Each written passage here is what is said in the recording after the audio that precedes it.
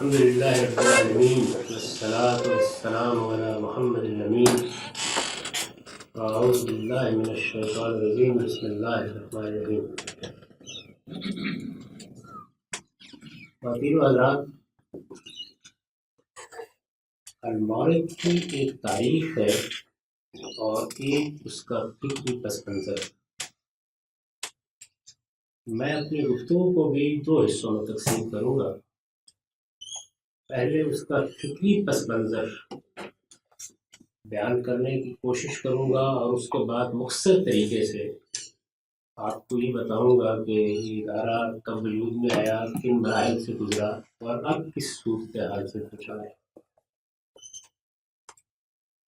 فکری پس منظر میں چند مقدمات پہلے واضح ہو جائیں گے. یہ کہ میں نے آپ کے سامنے یہ جو پس منظر رکھا ہے اور پچھلی نشستوں میں یہ بتایا ہے کہ مسلمانوں کی پوری تاریخ میں کیسے مختلف تحریکیں وجود پذیر ہوئیں اور پھر کن اہداف کو حاصل کرنے کے لیے جدوجہد کرتی رہی. میرا اپنا ذہنی پس منظر بھی کم و بیش یہی تھا. میں نے جب شعور کی آنکھ کھولی، میری تعلیم کی ابتدا ہوئی اور اس لحاظ سے میری بڑی خوش قسمتی تھی کہ مجھے دونوں نظام ہائے تعلیم سے استفادے کا موقع ملا. میرے والد گرامی کو اصرار تھا کہ میں مشرقی علوم کی تعلیم پاؤں اور جیسے ہمارے ہاں لوگ عربی، فارسی اور اس طرح کے علوم پڑھتے ہیں اسی طرح سے میری بھی تربیت ہو. لیکن میری والدہ کو اس سے شدید اختلاف تھا اور وہ اس بات پر مصر تھیں کہ بچے کو اسکول جانا چاہیے. اس کشمکش میں بلاکر والدہ کی فتح ہوئی اور عام طور پر ایسے ہی ہوتا ہے. ویسے میری اسکول کی تعلیم کی ابتدا ہو گئی، لیکن والد یہ کوشش کرتے رہے کہ وہ بھی اپنی آرزوؤں کے بڑھانے کا کوئی سامان کریں. چنانچہ جب میں تیسری جماعت میں پڑھتا تھا اس وقت ہم لوگ ساہیوال کے قریب ایک چھوٹے سے گاؤں میں مقیم تھے. اس کی مسجد میں ایک مولوی صاحب تھے جن کا اسم گرامی نور احمد تھا. میں نے جس زمانے میں انہیں دیکھا اس وقت میں مذہبی اختلافات اور ان چیزوں سے واقف نہیں ہو سکتا تھا. اب جب میں پلٹ کے غور کرتا ہوں تو میرا گمان ہے کہ وہ شاید دیوبندی نقطۂ نظر کے عالم. ان سے میرے والد نے ذکر کیا کہ اس کی ماں کے کہنے پر کہ یہ اسکول جا رہا ہے، لیکن میں چاہتا ہوں کہ یہ مذہبی علوم اور عربی اور فارسی زبانوں کی تعلیم حاصل کرے. انہوں نے ارشاد فرمایا کہ میرے پاس سے کہیے کہ اسکول سے آنے کے بعد آ جایا کرے تو میں اس کو پڑھا دوں گا. اس طریقے سے وہ دونوں نظام آئے تعلیم میں تربیت پانے کا موقع ملا. اور پھر ہمارے یہاں جس کو آپ درس نظامی کہتے ہیں اس کی چیزیں نویں جماعت تک میں نے کم و بیش مکمل کی. بعد میں نے اس کی داستان لکھ بھی دی ہے اور آپ اس کو تفصیل سے پڑھ سکتے ہیں.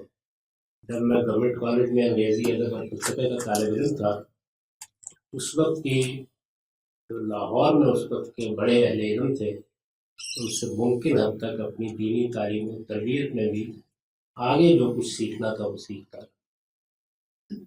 اس سارے عرصے کے دوران میں مجھے کبھی مذہب یا مذہبیات پر کوئی کام کرنے سے دلچسپی نہیں ہوئی. یعنی میری دلچسپی کا موضوع اگر آپ سادہ لفظ میں بیان کریں تو بنیادی طور پر علم اور ادب تھا. یعنی مذہب بحیثیت مذہب جیسے کہ اب میری ایک پہچان ہے، یہ میری دلچسپی کا موضوع نہیں تھا. میں ایک مسلمان تھا اور مسلمان کی حیثیتی سے زندگی بسر کرتا تھا، لیکن اس زمانے میں میری دلچسپی علمی لحاظ سے فلسفے سے تھی، تصوف سے تھی، تاریخ سے تھی اور پھر ادب سے. خواہ وہ اردو کا ادب ہو، انگریزی کا ادب ہو، فارسی کا ادب ہو یا عربی کا ادب ہو، یہ پسند. اس کے دوران میں میری زندگی کا ایک اور بڑا واقعہ یہ ہوا کہ میرے ایک استاد تھے جو جماعت اسلامی کے حلقوں میں بہت جانی پہچانی شخصیت رہے ہیں، نصیر الدین ہمایوں صاحب۔ جماعت اسلامی کی ایک ذیلی تنظیم ہے، تنظیم اساتذہ، اس کی بڑی ذمہ داریوں پر وہ عرصے تک فائز رہے ہیں اور اب بھی شاید ہیں۔ وہ اسکول کے زمانے میں میرے استاد، ان کے ذریعے سے پہلی مرتبہ میرا تعارف مولانا سید اللہ صاحب مودودی، ان کے فکر اور ان کی کتابوں سے ہوا۔ اس سے پہلے میں ابوالکلام اور اقبال سے بہت اچھی طرح واقف ہو چکا تھا، ان کا نام ضرور سنا تھا لیکن حقیقی تعارف انہیں کی وساطت سے ہوا۔ اور میں نے پہلی مرتبہ مولانا سید اللہ صاحب مودودی کو داؤد گارڈن داروغہ والا میں دیکھا، یہاں اسلامی جمعیت طلبہ کا ایک اجتماع ہوا تھا۔ یہ اس وقت کی بات ہے جب میں نئی جماعت سے پہلے، آہستہ آہستہ ان کے فکر سے واقفیت ہوئی اور وہ جس تحریک کو لے کر کھڑے ہوئے تھے اس سے بھی دلچسپی پیدا ہوئی، اور ان سے بہت کچھ علمی اور ادبی لحاظ سے اخذ و استفادہ کی صورتیں بھی پیدا ہوئی۔ اس دوران میں نے ان کو ایک خط، مجھے یاد نہیں ہے کہ میں نے یہ واقعہ کہیں لکھا ہے، اس سے پہلے بیان کیا ہے، خط لکھا اور اس میں جس طرح کے نوجوانی کے زمانے میں ہوتا ہے لمبے چوڑے علمی کام کرنے کے منصوبے بیان کر دیے، یعنی اپنا علمی فکری پس منظر بھی بتا دیا کہ میں نے یہ کچھ پڑھ لیا ہے اور اب یہ کرنے کا ارادہ ہے۔ بڑا دلچسپ واقعہ ہے۔ میرا وہ خط ملنے کے بعد مولانا سید اللہ صاحب مودودی نے مجھے اس خط کا جواب بھی دیا اور یہ پیغام بھی بھیجا کہ تم مجھ سے مل لو۔ ان کے دفتر میں پہلی ملاقات میری اس خط کے نتیجے میں ہوئی۔ آپ خیال کریں گے کہ مولانا سید اللہ صاحب مودودی نے اس خط کے مدرجات پر کوئی علمی کمنٹ کیا ہوگا یا اس میں کوئی مشورہ دیا ہوگا یا انہوں نے اس کی کوئی غلطی واضح کی ہوگی۔ مولانا نے جو بات مجھ سے کہی وہ ذرا دل تھام کے سنیے۔ انہوں نے فرمایا کہ عزیزم، یہ جو کچھ تم نے لکھا ہے تم یہ کرو گے، جب یہ کرو گے تو کھاؤ گے کہاں سے؟ ان جیسی شخصیت کی زبان سے جوانی میں آدمی کو بہت سے حقائق کا ادراک نہیں ہوتا۔ یہ بات مجھے بڑی عجیب سی لگی۔ اس کے بعد انہوں نے مجھے اپنے کچھ واقعات سنائے۔ انہوں نے کہا کہ میں نے جب یہ فیصلہ کیا تھا تو سب سے پہلے میں نے اخبار میں اشتہار دیکھا، محمد علی جوہر صاحب کو، محمد علی جوہر صاحب سے ان کو بڑی عقیدت تھی، محمد علی جوہر صاحب کو ہمدرد اخبار میں ایک سب ایڈیٹر کی ضرورت ہے۔ کیونکہ میری ان کے ساتھ بہت عقیدت تھی تو میں یہ خیال کر کے کہ یہاں سے اپنی معاش کا بندوبست کیا جا سکتا ہے چلا گیا، اور میں نے ایک شب و روز قیام کیا۔ اور یہ مولانا کے الفاظ ہیں، ایک شب و روز کے تجربے کے بعد مجھے اندازہ ہوا کہ محمد علی میں جہاں شفقت پدری ہے وہاں جور پدر بھی ہے۔ تو یہ خیال کر کے کہ میں شاید اس کا تحمل نہیں کر سکوں گا، میں وہاں سے آ گیا۔ محمد علی جوہر کے بارے میں یہ معلوم ہے کہ وہ اپنے دفتر میں کام کرنے والے ساتھیوں سے اگر ناراض ہو جاتے تو باقاعدہ سینے پر چڑھ کے پٹائی کرتے تھے۔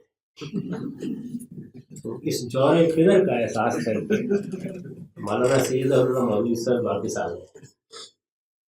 انہوں نے فرمایا کہ اس کے بعد پھر میں نے جب کچھ عرصہ جمعیت میں ملازمت کی، اس سے کچھ معاملات چلتے رہے، پھر ترجمان القرآن نکالنے کا فیصلہ کیا۔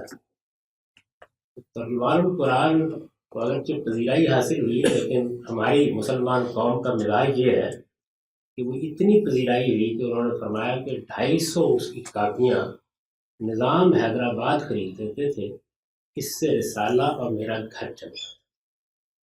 یہاں تک کہ علامہ اقبال نے مجھ سے کہا کہ تم پنجاب میں منتقل ہو جاؤ، اور علامہ اقبال کیونکہ اس زمانے میں بہت مسترب تھے کہ مسلمانوں کے آگے جو معاملات پیش آنے والے ہیں اس میں مذہبی فکر کی ریکنسٹرکشن کی ضرورت ہوگی، اس کے لیے کوئی ادارہ بنایا جائے۔ اسی مقصد سے انہوں نے ان سے کہا کہ وہ پنجاب آ جائے۔ مولانا فرمایا کہ میں نے ان کو کہا کہ یہ صورتحال ہے، میرے معاشی حالات یہ ہیں، اور ترجمان القرآن کتنی کاپیاں نظام خریدتے ہیں، اگر میں منتقل ہوتا ہوں تو یہ سلسلہ تو ختم ہو جائے گا۔ اب اس کی ایک ہی متبادل صورت ہو سکتی ہے کہ 500 کے قریب اس کی کاپیاں پنجاب میں خریدنے کا بندوبست کر لیا جائے۔ تو اقبال نے کہا کہ یہ اہتمام ہو جائے گا آپ آئیے۔ یعنی یہ انہوں نے سب مجھے اس لیے سنایا کہ علمی منصوبے بھی بنائے جا سکتے ہیں لیکن کچھ زندگی کے حقائق بھی ہیں۔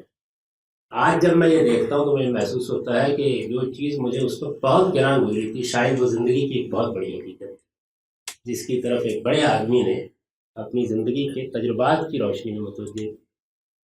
یہ وہ گفتگو ہے جس کے بعد میرے اوپر یہ شدید احساس طاری ہو گیا، اچھا یہ اگر اتنا بڑا مسئلہ ہے تو پھر وہ لوگ کہ جو یہ فیصلہ کریں گے کہ اس کو اس قوم میں علمی زندگی یا کوئی ایکڈیمک کام کرنا ہے تو وہ کیا کریں گے، یعنی پھر ان کے لیے کیا جگہ ہے۔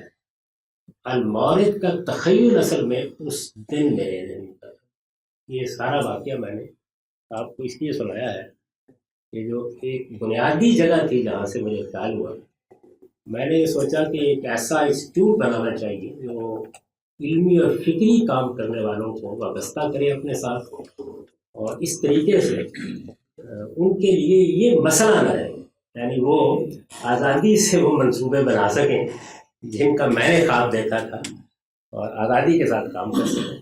اصل میں میری توجہ اس لیے اس جانب اس وقت نہیں ہوئی تھی کہ ایک تو میں اس وقت بی اے کے آخری سال میں تھا، یعنی ابھی زندگی میں اس طریقے سے قدم ہی نہیں رکھا۔ دوسرے یہ کہ ہم لوگ خاندانی لحاظ سے ذمہ دار ہیں، والد ساری ذمہ داریاں اٹھائے ہوئے تھے تو توجہ بھی نہیں ہوتی اس طرح کی چیزوں کے بارے میں، لیکن یہ اندازہ اس دن ہو گیا کہ یہ ایک بڑا معاملہ ہے اور اس کے لیے جب تک کوئی باوقار بندوبست نہ کر لیا جائے۔ مغرب نے اپنی علمی اکیڈمیوں کی صورت میں اپنی یونیورسٹیوں میں اس کے لیے نہایت اعلیٰ ماحول پیدا کیا ہے، لیکن اگر آپ غور کر کے دیکھیں تو ہمارے ہاں یہ چیز کبھی پیدا نہیں ہو سکی، ایسے علمی ادارے بھی قائم نہیں ہو سکے۔ المورد کا ابتدائی تخیل یہ تھا کہ اس نوعیت کا ایک علمی انسٹیٹیوٹ یعنی ایکڈیمک کام کرنے کے لیے بنایا جائے۔ چنانچہ اس کا بھی ایک ظاہر ہے کہ اس زمانے میں آدمی ایک لمبا چوڑا نقشہ بنائے بغیر تو کام کر ہی نہیں سکتا، یعنی حقیقت پسندی کو پیدا ہوتے بڑا وقت لگتا ہے۔ تو میں ویسے اس تحریر کو چھپا کر ہی رکھتا ہوں، لیکن غالباً یہ 1971 کی تحریر ہوگی۔ اس میں جو ابتدائی نقشہ میرے پیش نظر تھا وہ لکھا ہوا موجود ہے، اس کو اگر آپ پڑھیں تو آپ اندازہ کر سکتے ہیں کہ وہ کس نوعیت کا وسیع و عریض منصوبہ تھا۔ آسٹریلین گورنمنٹ بھی شاید کم ہی متحمل ہوگی اس کے۔ خیر بہرحال تو کچھ وہ شروع کر لیا گیا، اور اس میں میرے جو گورنمنٹ کالج میں چند کلاس فیلو طلبا تھے، ان میں سب سے زیادہ نمایاں ڈاکٹر ساجد علی صاحب تھے۔ میں نے اور انہوں نے اکٹھے گورنمنٹ کالج میں تعلیم کا آغاز کیا تھا۔ وہ اب پنجاب یونیورسٹی کے شعبہ فلسفہ کے سربراہ کی حیثیت سے ریٹائر ہوئے ہیں۔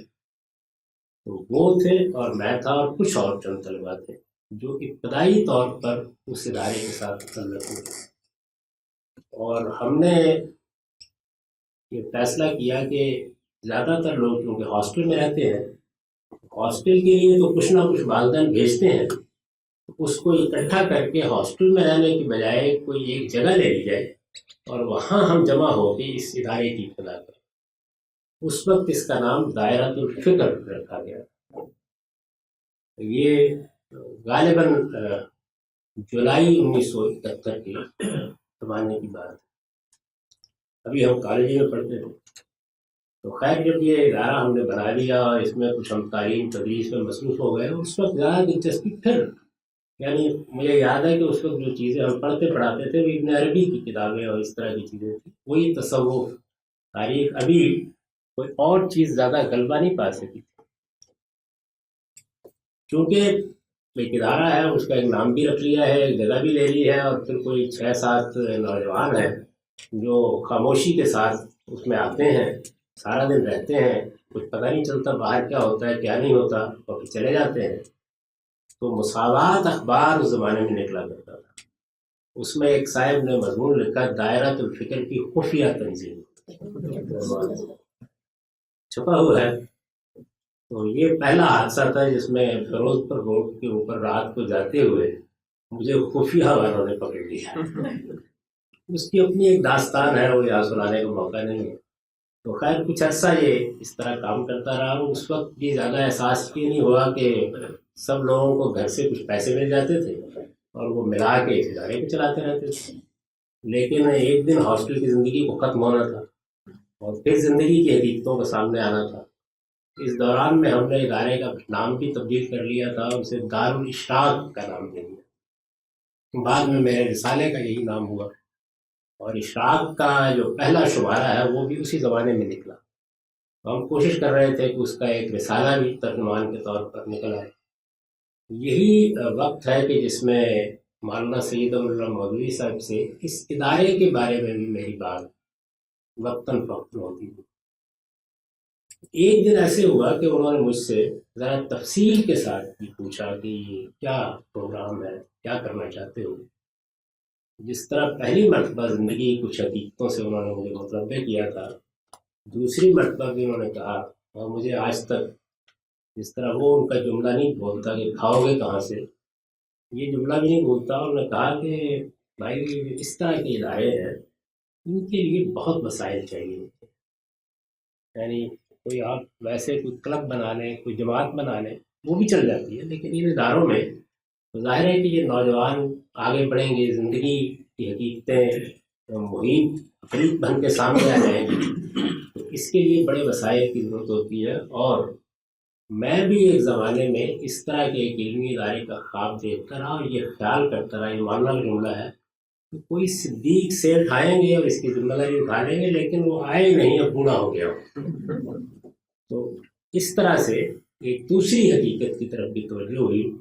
تاہم انہوں نے فرمایا کہ ایک اچھا کام ہے، تم نے اب اس کی ابتدا کر دی ہے، تو اس میں زیادہ اچھا یہ ہے کہ یہاں سے جماعت اسلامی کا مرکز منتقل ہو رہا ہے، تو یہ عمارت جو مہمان خانے کے طور پر استعمال ہوتی ہے، یعنی مولانا کا گھر 5 ذیلدار پارک پچھڑا میں تھا، اور ایک گھر چھوڑ کر وہ مہمان خانہ تھا۔ انہوں نے فرمایا کہ میں اس کو خالی کرا لیتا ہوں، آپ قریب آ جاؤ، یہ جو لوگ ہیں یہ بھی قریب آ جائیں، اس سے ظاہر ہے کہ جو جگہ لی ہوئی ہے اس کے اخراجات ختم ہو جائیں گے، لائبریری کے ذریعے ان کی اپنی لائبریری بہت اچھی تھی وہ بھی پوری ہو جائے گی، اور میرے قریب بھی آپ لوگ رہیں گے جو اس ادارے کو قائم کرنے کی کوشش کریں۔ اب اس کا وہ حصہ میں آپ کو نہیں سناتا کہ ان کے اس اقدام کے نتیجے میں کیا حوادث ہوئے۔ میں وہاں 6 یا 7 مہینے رہا، لیکن پھر مجھے فیصلہ کرنا پڑا کہ میں لاہور سے منتقل ہو جاؤں، یعنی میرے سامنے انتخاب یہ تھا کہ یا آپ یہ کام میں بند کر دوں، اور یا پھر اس کو جاری رکھنے کے لیے کوئی دوسری جگہ کا انتخاب کروں۔ تو ان سے اجازت لے کر، ان کو بتا کر پھر میں مرید کے چلا گیا۔ مرید کے لاہور سے کچھ 26 کلومیٹر کے فاصلے پر ایک چھوٹا سا قصبہ ہے، وہاں 1977 میں منتقل ہوا، اور 1979 تک 2 سال کے قریب دارالاشراق کے نام سے ہی ہم چند نوجوان تھے جو اس جنون میں مبتلا رہے اور یہ کام کرتے رہے۔ لیکن 2 سال تک وہاں کام کرنے کے بعد یہ اندازہ ہو گیا کہ یہ بھاری پتھر ہے، یعنی اس طرح کا نظام ابھی نہیں چلایا جا سکتا۔ چنانچہ ایک دن اس کی فاتحہ پڑھ کے ہم لوگ مرید کے سے اسے پھر کافی بڑا عرصہ تک تعطل رہا۔ میں اس زمانے میں لاہور واپس آ گیا، کچھ دوسری مصروفیات بھی ہو گئیں۔ میرا جو پرانا گھر تھا والد کا لاہور میں نے اس کی کچھ تعمیر نو کی اور وہاں بیٹھ گیا آگے۔ اس زمانے میں یہ وہی زمانہ ہے جس میں نے سول سروس اکیڈمی میں پڑھانا شروع کیا ہے۔ وہاں پر پھر دوبارہ ظاہر ہے کہ وہ ایک تڑپ تو تھی اندر، دوبارہ یہ خیال میرے احباب میں پیدا ہونا شروع ہوا، اور پھر 1985 میں المورد کے نام سے اس ادارے کی بنا۔ کہ میں نے اس کا تھوڑا سا پس منظر بتا دیا ہے کہ میں سے دیکھا. اب جب اس کی بنیاد رکھی گئی تو آتش جوان بھی نہیں رہا تھا اور بڑی حد تک زندگی کی حقیقتیں بھی نمایاں ہو گئی تھیں. چنانچہ اس کا نظام اس طرح کا بنایا گیا، اب یہ چلتا ہے. چنانچہ اس وقت سے لے کے اب تک یہ اللہ کا بڑا شکر ہے کہ یہ ادارہ قائم ہے اور اس میں دو چیزوں کو بنیادی آداب کی حیثیت حاصل.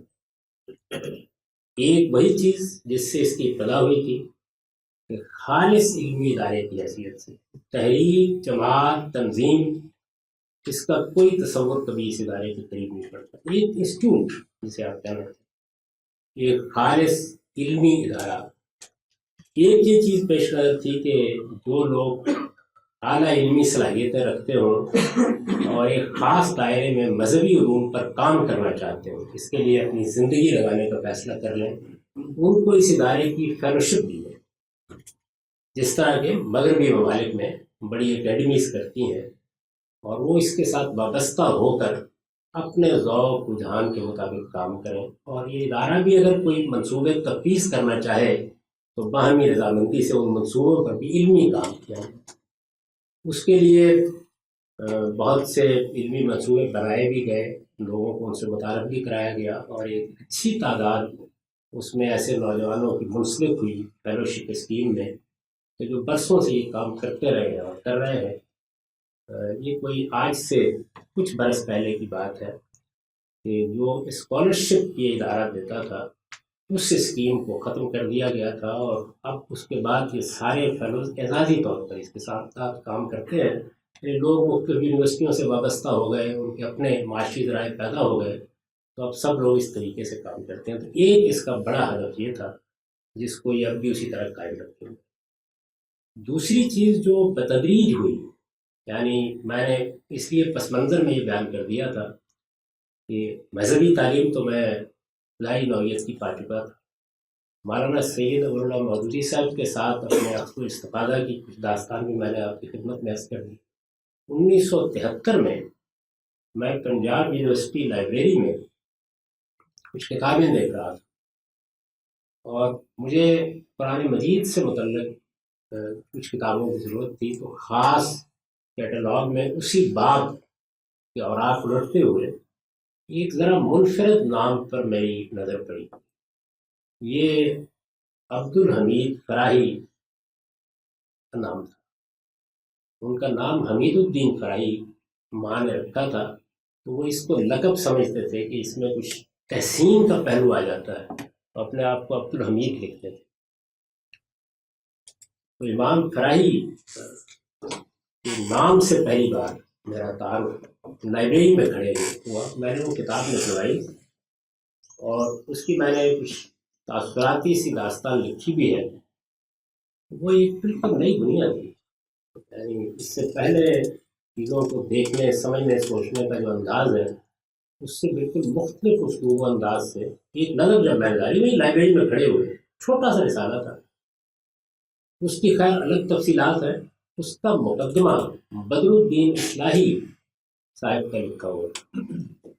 اس مقدمے میں انہوں نے یہ بیان کیا تھا کہ امام فراہی کے مستقبلات سے میں نے اس کو مرتب کیا ہے اور ہونا تو یہ چاہیے تھا کہ وہ ہستی اس کو دیکھ لیتی جو اس وقت ہندوستان میں موجود نہیں. ہندوستان کا چھپا ہوا رسالہ، اس میں یہ ذکر تھا اور وہ جملہ مجھے اب تک یاد ہے. عربی زبان میں وہ مقدمہ تھا، ثانی اثنین ہما یتعبدان بعذاب الامام الفراہی. اس کا مطلب یہ ہے کہ امام فراہی کے علوم و آداب سے جو شخصیات پیدا ہوئیں اور جنہوں نے ان سے استفادہ کیا، ان میں سے دو میں سے دوسرا. تو ثانی اثنین یہ وہ الفاظ ہیں جو حضرت ابو بکر کے بارے میں قرآن میں استعمال ہوئے ہیں. ثانی اثنین ہما فی الغار، یہی انہوں نے الفاظ استعمال کیے. اس میں مجھے یہ معلوم ہوا کہ امام فراہی کے دو غیر معمولی شاگرد تھے. ان میں سے ایک آگے نام لکھا ہوا تھا، مولانا امین حسن اصلاحی ہے. مولانا امین حسن اصلاحی کے نام سے میں جماعت کے حلقوں میں متعارف ہو چکا تھا اور غالباً کوئی ایک آدھ کتاب بھی ان کی میں نے پڑھی تھی، لیکن بہت زیادہ تعارف نہیں تھا. اور میں اس وقت کالج کے بھی آخری سال میں تھا. مجھے تجسس ہوا کہ اگر یہ شخصیت یہاں موجود ہے اور یہ اس جلیل قدر عالم کی شاگرد کی حیثیت سے تعلیم پا چکے ہیں تو ان سے ملنا چاہیے. دائیں بائیں سے آدمی معلوم کرتا ہے. اس زمانے میں اسلامی میں طلبہ کے ظاہر حسین بخاری جب امریکہ میں پروفیسر ہے، یہ میرے ساتھ کالج میں ہوتے تھے. ان سے مجھے معلوم ہوا کہ مولانا امین حسن اصلاحی کے بارے میں ڈاکٹر اسرار احمد صاحب بتا سکیں گے کہ وہ آج کل کہاں ہے. تو میں اپنی سائیکل پر ڈاکٹر اسرار احمد صاحب کا گھر ڈھونڈنے کے لیے نکلا. اس وقت وہ کرشن نگر میں رہتے تھے اور وہاں ایک کمرے میں ان کا کلینک تھا، ڈاکٹر تھے، اور پچھلے کمرے میں کچھ وہ اپنی علمی ادبی سرگرمیوں کے اجتماع بھی کرتے رہتے تھے. تو میں ان کے پاس پہنچا اور انہوں نے راہ شفقت، ان کا ایک خاص انداز تھا اپنے ملاقاتی کو دیکھنے میں. مجھے بھی دیکھا اور پوچھا تو میں نے ان سے کہا کہ نہیں، میں آپ سے میرا ملاقات کے لیے نہیں حاضر ہوا، مجھے مولانا امین حسن اصلاحی سے ملنا ہے، ان کا کچھ پتہ آپ کے پاس ہوگا بتا دیجیے. تو انہوں نے فرمایا کہ اس نے اتفاق سے مولانا امین حسن اصلاحی گاؤں سے آج ہی لاہور آئے اور اس وقت وہ مال روڈ پر بابڈا کالونی میں اپنے داماد نعمان علی صاحب کی آمد. مجھے یاد ہے کہ وہ الوداعی ہاتھ ملا رہے تھے اور میرا آدھا جسم کا حصہ باہر کو مڑ چکا تھا اور آگے سے میں نے ہاتھ ملایا اور سائیکل پر سوار ہو کے میں ادھر روانہ ہو گیا. اور وہ منظر بھی مجھے کبھی نہیں بھولتا کہ جب میں بابڈا کالونی میں داخل ہوا تو اس وقت سامنے کچھ اندازہ تھا مجھے، سامنے سے ایک شخصیت خاص اسلوب میں چلتی ہوئی مسجد کی طرف جا رہی. تو میں نے پوچھا تو مجھے معلوم ہوا کہ وہ مولانا امین حسن اصلاحی ہے. میری ان سے پہلی مرتبہ 1973 میں ملاقات ہوئی. 15-20 روز وہ اس وقت مقیم رہے اور ان کے ساتھ بے شمار موضوعات پر بہت سی بحثیں اور گفتگویں ہوئیں. ان میں مجھ پر یہ بات واضح ہو گئی کہ قرآن مجید بھی کتاب ہے جس کو زندگی کا محور و مرکز ہونا چاہیے. یہ بھی ایک کتاب ہے کہ جو نئی دنیا سے متعارف کراتی ہے. ان 15 دنوں میں جس قرآن سے متعارف ہوا میں اس سے پہلے واقف نہیں تھا. مذہبی علوم اور قرآن کی بہت سی تفسیریں پڑھ چکا تھا، اس کے باوجود نہیں. یہ ایک بالکل ہی نیا تعارف تھا. 15 دن کے بعد میں نے ان کی خدمت میں عرض کیا کہ اب میں یہ چاہتا ہوں کہ آپ سے قرآن پڑھوں. تو اس موقع کے اوپر انہوں نے مجھ سے کہا کہ ان کا خیال یہ تھا کہ میں جماعت اسلامی یا اسلامیہ میں طلبہ کو کچھ پس منظر رکھتا ہوں. تو اس وجہ سے انہوں نے کہا کہ پہلے تو پھر لیڈری سے دستبردار ہونا پڑے گا، اس لیے کہ لیڈری اور علم میں منافعات ہیں، ان دونوں کو اکٹھا نہیں کیا جا سکتا. اور دوسرے یہ ہے کہ پھر یہ فیصلہ کرنا پڑے گا کہ اگر تمہارا سایہ بھی تمہارا ساتھ نہ دے تو صحیح بات پر کھڑے رہو. سایہ بھی تمہارا ساتھ نہ دے، یہ تعبیر وہ آخری تعبیر تھی کہ جس سے آگے کوئی تعبیر نہیں ہو سکتی. تمہارا سایہ بھی تمہارا ساتھ نہ دے تو صحیح جگہ پر کھڑے رہو. اس دن سے میرے ان کے ساتھ تلمس کی ابتدا ہوئی کہ 1973 کی ایک شام تھی. تب میرے فکر میں وہ تبدیلیاں آنی شروع ہوئیں جو پھر کئی برس کے بعد اب موجودہ صورت میں میری کتابوں میں اور میرے لیکچرز میں اور میری گفتگوؤں میں آپ کے سامنے ہے. اس کی اپنی ایک داستان ہے، اس کو یہ سنانے کا موقع نہیں ہے. یہ تبدیلی جیسے جیسے آتی گئی المعارف کے نظام میں بھی گویا ایک فکر کی ترویج کے اثرات پیدا ہوتے چلے گئے. اور پھر یہ دوسری چیز بھی، ایک چیز تو وہی تھی کہ ایک اعلیٰ علمی ادارے کی حیثیت سے المعارف کے ساتھ لوگوں کو وابستہ کیا جائے، انہیں علمی کام کرنے کے مواقع دیے جائیں. یہ دوسری چیز بھی اس کے ساتھ شامل ہوئی کہ دین کے صحیح فکر کو اعلیٰ طریقے سے سوسائٹی تک پہنچانے کی جدوجہد کی جائے. تو گویا یوں سمجھ لیجیے کہ خالص علمی کام کے ساتھ دعوت کا ایک عنصر شامل ہونا شروع ہوا. انہیں دو نکات پر یہ پورا کا پورا ادارہ اس وقت قائم ہے اور اس میں یہ بات بالکل متعین طریقے سے اس کے تعارف میں چھپا ہوا ہے، اردو اور انگریزی میں آپ دیکھ سکتے ہیں، بتا دی گئی ہے. انہیں دونوں کاموں کو سامنے رکھ کر اس کا پورا نظام بنایا گیا ہے. اور اب اس وقت یہ خدا کا شکر ہے کہ فیلوز کی بھی ایک اچھی تعداد اس سے وابستہ ہے اس کا اپنا ایک بورڈ آف گورنرز ہے. میں نے پہلے دن سے اس ادارے کو خالص جمہوری اصولوں پر، بلکہ میرے بارے میں سے کہا جاتا ہے کہ اس کو جمہوریت کا حیضہ ہے، وہ خالص جمہوری اصولوں پر ادارے کو قائم کیا. اس میں کسی کو ویٹو نہیں ہے، کسی کی کوئی آخری رائے نہیں ہے. اس کا ایک بورڈ آف گورنرز ہے جو اس کے تمام فیصلے کرتا ہے، اور اس کے مطابق انہیں دونوں نکات کو سامنے رکھ کر پروگرام بنائے جاتے ہیں. یعنی وہ کتابوں کی بھی اشاعت کرتا ہے، وہ بہت سی چیزوں کو جدید ذرائع سے نشر و اشاعت میں بھی تبدیل کرتا ہے، اور اسی طریقے سے اپنی اس فیلوشپ اسکیم کو بھی جاری رکھتے ہوئے. یہ ادارہ اب بڑی محکم بنیادوں پر قائم تھا اور اپنا کام پوری شان کے ساتھ پاکستان میں کر رہا تھا. لیکن آپ کو معلوم ہے کہ اس کے بعد جو حالات پیدا ہوئے، اور جس میں میرا فکر، میرے رفقا اور ادارہ بہت سی قوتوں کا بالکل ہدف بن کے رہ گیا اور مجھے ملک چھوڑنا پڑا. تو اللہ کا شکر ہے کہ اس کے باوجود بھی ادارہ قائم ہے، اپنا کام بھی کر رہا ہے. اب ہم نے اس کو انگلستان میں المعرض گلوبل کے نام سے رجسٹر بھی کرا دیا ہے، اور اس وقت یہ کوشش کر رہے ہیں کہ پاکستان سے باہر اس کا مرکزی دفتر قائم کر دیا جائے. فرینڈس آف المعرض کی حیثیت سے سینکڑوں لوگ اس کے نظام میں شامل ہیں جو ایک طرح سے اس کی تائید کرتے ہیں اور اس کو وسائل بھی فراہم کرتے ہیں. پورا کا پورا ایک آرگنائز جمہوری نظام ہے جس کے تمام حسابات ہر سال آڈٹ کرائے جاتے ہیں اور ایک نظام کے تحت کام کرتا ہے. میری حیثیت اس کے سوا کچھ نہیں ہے کہ میں ایک پاکستان کے آئین میں جو صدر ہوتا ہے انہی اختیارات کے ساتھ اس کا صدر ہوں. اس کا نظم اصل میں اس کا سیکرٹری جنرل چلاتا ہے جو ڈاکٹر شہزاد سلیم ہے، اور وہی اس وقت سیکرٹری جنرل کی حیثیت کا نظم چلا رہے ہیں. اور اس کا جو دعوتی حصہ ہے اس کو ڈاکٹر عامر عبداللہ دیکھتے ہیں. دونوں پی ایچ ڈی اسکالر ہیں، اور دونوں کے دونوں اس پورے ادارے کے ان دو حصوں کے جو بڑے حصے ہیں وہ چلاتے بھی ہیں اور اس کا نظم بھی دیکھتے ہیں.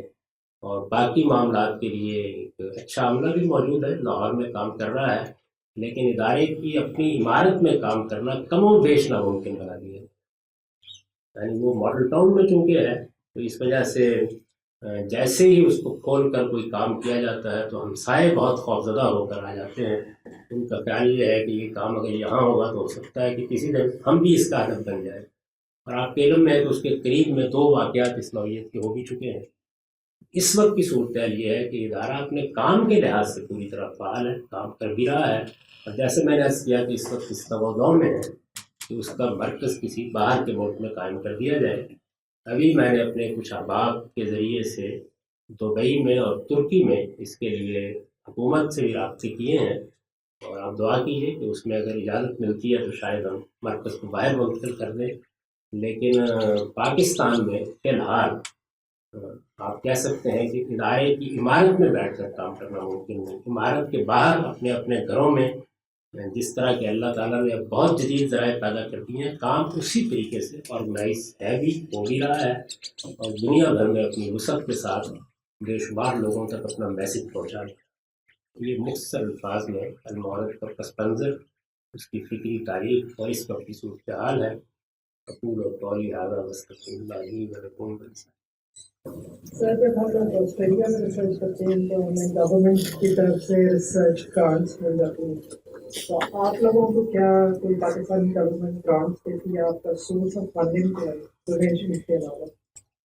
فرینڈز آف المعرض میں نے نہ کبھی گورنمنٹ کی کوئی گرانٹ چاہی اور نہ کبھی گورنمنٹ نے اس طرح کی کوئی گرانٹ دی ہے. میں کبھی اس کو مستقبل میں پسند نہیں کروں گا. پاکستان کی گورنمنٹ کوئی کام نہیں کرتی جب تک کہ اس کے ساتھ کوئی سیاسی مفادات وابستہ نہ ہو، اور میں نے ہمیشہ یہ کوشش کی ہے کہ یہ ادارہ اس طرح کی چیزوں سے بالکل بالا کرتا ہے. تو المعرض کے تمام تر وسائل اس کے جو فرینڈز آف المعرض کا حلقہ ہے وہی فراہم. ان میں سے ایک پائی کا حساب موجود ہے، ان سارے سالوں کا باقاعدہ آڈٹ کیے جاتے ہیں. حکومت پاکستان کی طرف سے البتہ یہ سہولت حاصل ہے کہ اس کو دیے جانے والے فنڈز وہ ٹیکس سے وابستہ نہیں. اگر آپ میں سے بھی کوئی فرینڈ بننا چاہے تو ویب سائٹ پہ جا کے بنا جا سکتا ہے. میں ایک اجازت وضاحت کروں، یہ کوئی جیسے جماعتیں ہوتی ہیں یا اس طرح کی چیز نہیں، کہ خالص علمی اور دعوتی ادارہ ہے اور بالکل علمی ادارے کے طریقے پہ کام کرتا ہے. عام لوگ اس کے ساتھ فرینڈز آف المعارف کی حیثیت سے وابستہ ہوتے ہیں. پھر اگر وہ چاہیں تو اس کی جو مین باڈی ہے اس کی ممبرشپ بھی لے سکتے ہیں، لیکن اس کے لیے ضروری ہے کہ پھر وہ فعال ہو کر کوئی کام کرنا چاہے، یعنی صرف دوستی کا اظہار نہ کرے. تو یہ سارے راستے کھلے ہوئے ہیں، لیکن وہ جیسے دنیا میں بڑے ادارے اکیڈیمک ادارے کام کرتے ہیں ویسے ہی کام کرتے ہیں. غامدی صاحب، میرا کوشچن یہ ہے کہ جیسے کہ ہمارا قرآن ایک ہے، اللہ کا آخری رسول بھی ایک ہے، اور جب ہمارا قرآن ایک ہے، اللہ کا آخری رسول بھی وہی ہے، اور میسج بھی ایک ہے، تو پھر اتنے سارے جو ایک چھوٹے چھوٹے سے گروہ بن گئے ہیں، ایک مطلب جماعت اسلامی کا گروہ بن گیا یا دوسری جماعت کا گروہ بن گیا. آپ جیسے آپ فرما رہے تھے کہ میں جماعت اسلامی کے پہلے شامل بھی ہوا، تھوڑا سا عرصہ اس میں گزارا بھی، تو کیوں نہیں آپ سب جو اتنے بڑے اسکالرز ہیں، میں اسکالرز کی بات کر رہا ہوں، وہ آپس میں مل کے بیٹھے اور ہمیں ایک ویژن دے کہ آپ جو دین اسلام جو ہے وہ یہ ہے، جو دے بھی رہے ہیں سب لوگ، لیکن جو اختلافات ہیں پھر وہ کیوں ہیں؟ اس لیے کہ ہم بدقسمتی سے سب انسان ہیں، اور انسان جب تک انسان ہے اختلاف کرتا ہے. انسان میں اور حیوان میں بنیادی فرق یہی ہے کہ انسان سوچتا ہے، اور جو سوچے گا، علمی تحقیق کرے گا، اس میں اختلاف ہو جائیں گے. اختلاف کوئی بری بات نہیں، اس کو ایک قابل مذمت لفظ بنا دیا گیا ہے. اختلاف سے دنیا میں علم کی ترقی ہوتی ہے. اصل چیز یہ ہے کہ مخالفت نہ ہو، اناد نہ ہو، ایک دوسرے کا احترام کیا جائے، میوچل رسپیکٹ قائم ہو، اور جیسے دنیا بھر میں علمی اختلافات ہوتے ہیں ان کو اسی لب و لہجے میں پیش کیا جائے. یعنی کوئی ایسی متحدہ کاوش کی ضرورت نہیں ہے. اتحاد کی ضرورت سیاسی مقاصد کے لیے ہوتی ہے، علمی مقاصد کے لیے کسی اتحاد کی ضرورت نہیں ہوتی. اس میں صرف یہ ہوتا ہے کہ آپ باہمی احترام قائم رکھتے ہوئے اپنی بات پیش کریں، دلیل کے ساتھ پیش کریں، اور کبھی دوسروں کو اشتعال نہ دلائیں، دوسروں کے اوپر طعن و تشریح نہ کریں، کسی پر کفر کے فتوے نہ لگائیں، دوسروں کے بارے میں زال اور مضل ہونے کے فیصلے نہ سنائیں. بس یہاں تک محدود رہیں کہ یہ میری بات ہے، اس کے یہ دلائل ہیں، آپ اس پہ غور کیجیے. میں یہ مانتا ہوں کہ میں ایک انسان ہوں اور میری بات میں غلطی ہو سکتی ہے. اگر میری غلطی مجھ پر واضح کر دی جائے گی تو میں اس کی اصلاح کروں. تو ہر صاحب علم کو اس جگہ کھڑے ہو کر اپنی بات پیش کرنی چاہیے اور اسی طرح کام کرنا چاہیے. ان کا الگ الگ رہنا ہی خیر کا باعث ہے. یعنی اس میں تنوع ہوگا، وہ آزادی سے کام کریں گے، اپنی بات کہیں گے، آپ کے سامنے نئے نئے حقائق آتے رہیں گے، اور اس طرح انسانیت کا علمی اور فکری سفر جاری رہے گا. البتہ کوئی سیاسی مقصد ہو اگر، تو یہ بالکل درست ہے کہ اس کے لیے کوئی تنظیم جماعت بنے، اس میں سب کو اکٹھا ہونا چاہیے. یہ بہت اچھی بات ہے. وہ ظاہر ہے کہ چند محدود مقاصد ہوتے ہیں جن کے لیے لوگ اکٹھے ہو جاتے ہیں.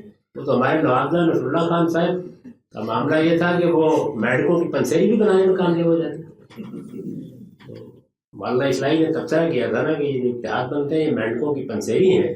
اگر کوئی میڈکوں کو کسی ترازو میں رکھ کے تولنے کی کوشش کریں گے، دو اندر ہوں گے، ایک خودت کے باہر چلا جائے گا.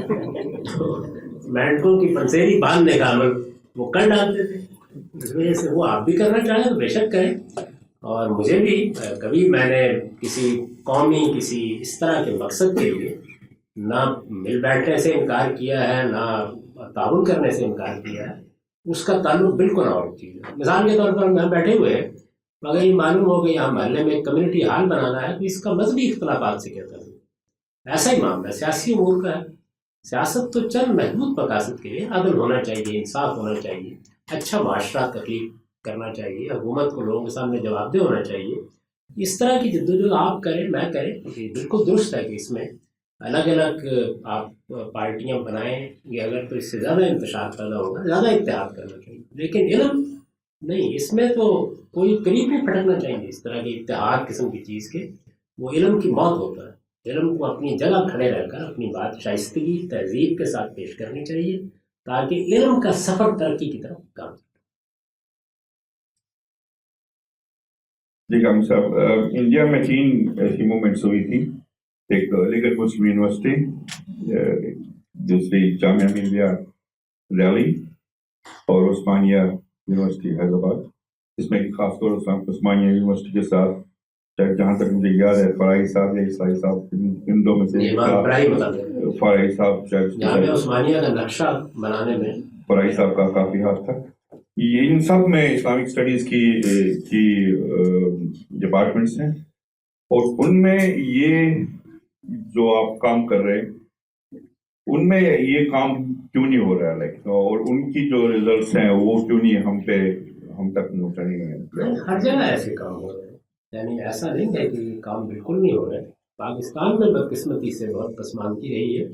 ہندوستان میں جامعہ عثمانیہ کا ادارہ بہت بڑا ادارہ تھا، بہت سے اہل علم اس کے ساتھ وابستہ ہوئے، بہت سی علمی کتابوں کے پہلی مرتبہ انہوں نے ترجمے کیے. خود مولانا سید ابواللہ صاحب مودودی نے جامعہ عثمانیہ ہی کے تحت جو غالباً دارالمعارف ہے، اسفار اربع ملا صدرہ کی، اس کی 4 جلدوں کا ترجمہ کیا تھا. مولانا ابوالخیر مودودی اس سے وابستہ رہے، بہت بڑے بڑے صاحب علم اس کے ساتھ وابستہ رہے. ایسے ہی ندوہ ہے، دیوبند کا اپنا ایک مصنفین کا ادارہ ہے. پھر شبلی اکیڈمی دارالمصنفین کے نام سے اعظم گڑھ میں. ہندوستان میں ایسے بہت سے ادارے کام کرتے ہیں، اور ایسے دسیوں ادارے ہو. دیکھیے کبھی اگر یہ آپ کو معلوم ہو کہ اس کمیونٹی میں بھی 2 اسکول اور قائم کر دیے، یا 2 کالج اور قائم کر دیے، یا 2 یونیورسٹیاں اور قائم کر دی، تو یہ خوشی کی بات ہے.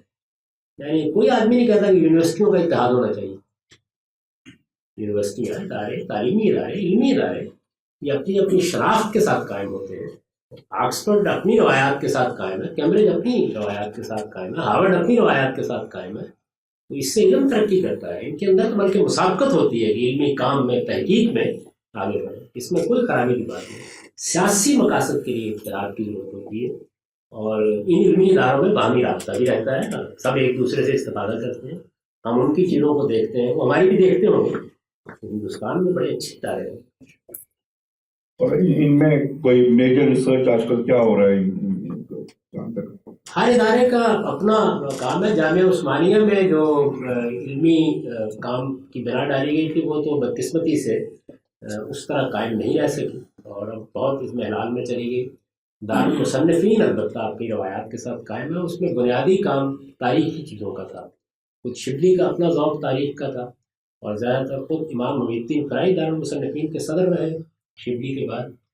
تو اس وجہ سے اس کی اپنی ایک تاریخ ہے. اس وقت بھی جو اس کے سربراہ ہیں وہ غالباً مولانا امین حسن اصلاحی کے بھتیجے ہیں، اور وہی اس کی سربراہی کر رہے ہیں. سید سلیمان ندوی جیسا بڑا اسکالر کا ناظم رہا ہے، اور اس طریقے سے اس ادارے کی اپنی روایات ہیں. اس کی 10 کتابیں ہیں جو شائع ہو چکی ہیں. دیوبند اپنے نقطہ نظر سے علمی اور تحقیقی کام کی چیزیں شائع کرتا رہتا ہے. ندوہ کی بھی بہت سی چیزیں آپ تک پہنچتی رہتی ہیں. ندوہ میں سید سلیمان ندوی، مولانا علی میاں اور دوسرے بہت سے اہل علم کی چیزیں لوگوں کے لیے بصیرت کا باعث بنتی ہیں. یہ سب کچھ آپ کا اثاثہ ہے، پوری امت کا اثاثہ ہے. ایسے ہی ایک خدمت آپ بھی کرنا.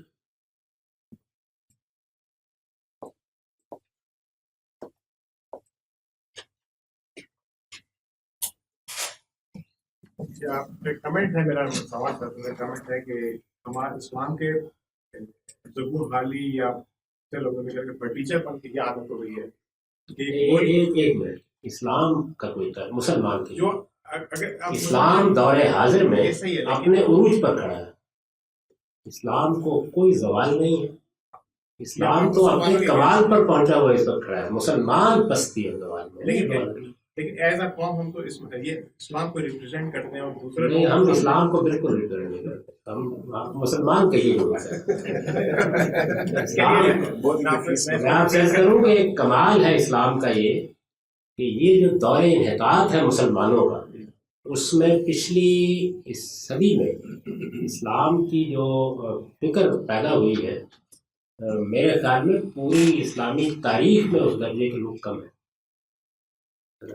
اسلام کو بالکل کسی قسم کے انحطاط کرتا ہے. میں آپ کے کہنے کے لیے اس کو ریپریس کر دیتا ہوں. میں اس کو مسلمان، یہ میں نے بہت معذرت کے ساتھ اس لیے توجہ دلائی آپ کو کہ ان دونوں چیزوں کو ہم نے بالکل ایک سمجھ رکھا ہوا ہے.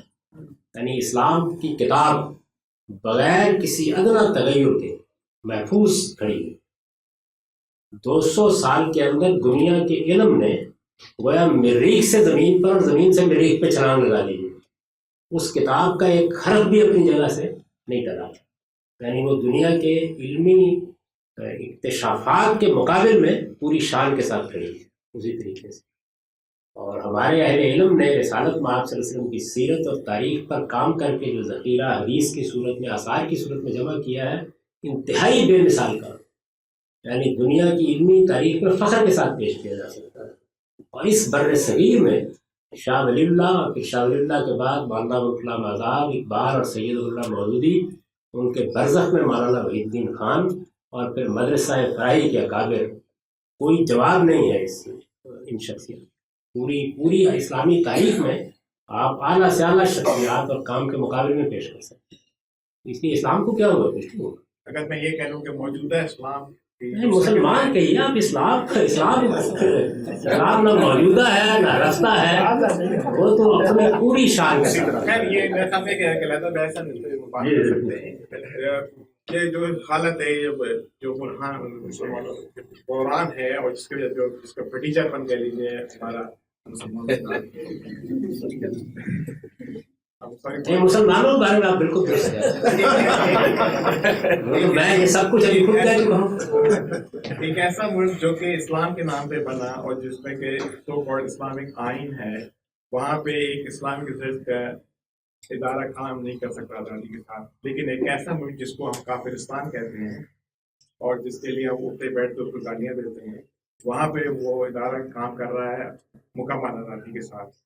तो क्या ये हमारे लिए बाइस शर्म नहीं है, पहली बात। और हमारे मुसलमानों के अंदर इतनी तंग नजरी क्यों हो गई है, एक सवाल। दूसरा सवाल ये है कि इस तंग नजरी को किस तरीके से हम खत्म कर सकते हैं, क्योंकि हम अब इस नहज पर पहुंच चुके हैं कि अब इसकी इस्लाह इस तरीके से, अब हम ये नहीं कह सकते कि इस लाइन को मिटा के ये लाइन लिख दी जाए। मेरा ये ख्याल है कि इसको प्लेट को पूरी तरीके से साफ करके दोबारा से लिखना पड़ेगा, क्योंकि हम इतना मस्त कर चुके हैं राइटिंग को। ये जो मुख्तलिफ इलाकों में लोग बसते हैं, सदियों में जाकर उनकी एक तहजीबी शनाख्त बनती है। अगर आप बर्र सगीर को देखें तो उसमें इल्मी और फिक्री लिहाज से सबसे ज़्यादा पसमानदा इलाके वो थे जिनमें पाकिस्तान बनाया। यानी हिंदुस्तान में इल्मी और तहजीबी तरक्की बिल्कुल दूसरे इलाकों में हुई। ये जितने इदारों का जिक्र हो रहा है वो भी वहाँ अपने कमाल को पहुँचे और शख्सियात भी। इस तरह की तहजीबी पसमानदगी से पाकिस्तान एक नए मुल्क की हैसियत से अपनी तारीख शुरू कर रहा था।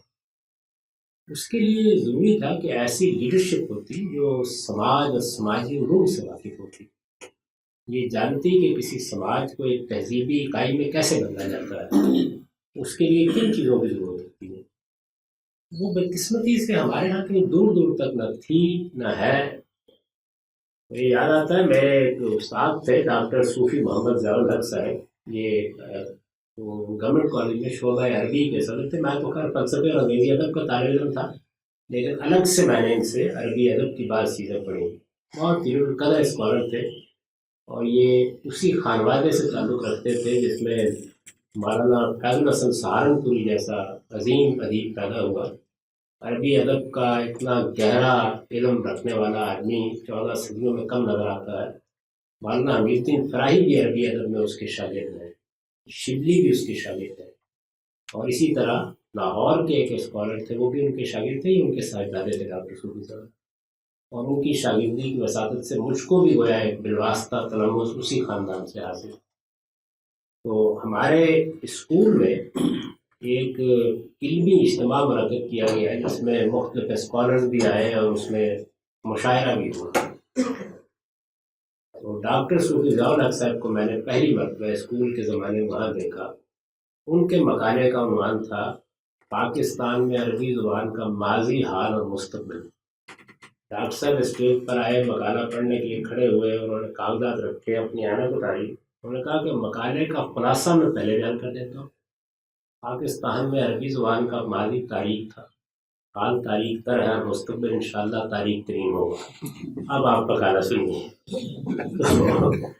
यही सूरत हाल का मामला की है कि जब हमने अपनी तहजीबी और समाजी तरबियत के लिए न कोई इदारे बनाए, न काम किया, और सारी तवज्जो इस पर मरकूज़ कर ली कि रियासत कलमा पढ़ ले। हालांकि रियासत को कलमा पढ़ाने की क्या ज़रूरत है, अफराद कलमा पढ़ते हैं।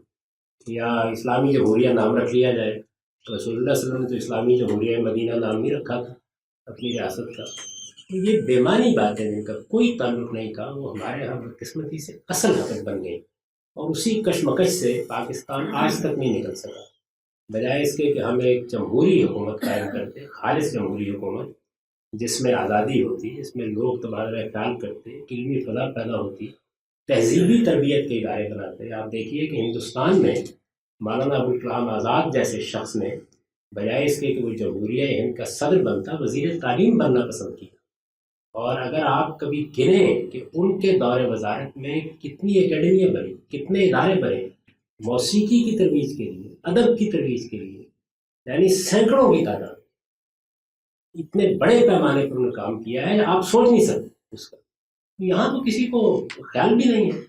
یہ جو ساری ترتیب ہے پاکستان میں وہ الٹ گئی، یعنی سیاست ہمارا محور و مرکز بن گئی، جبکہ اچھا سماج پہلے تشکیل پاتا ہے، اور پھر سیاست میں اس سماج کی اقدار اور اس کی تہذیب کا ظہور ہوتا ہے۔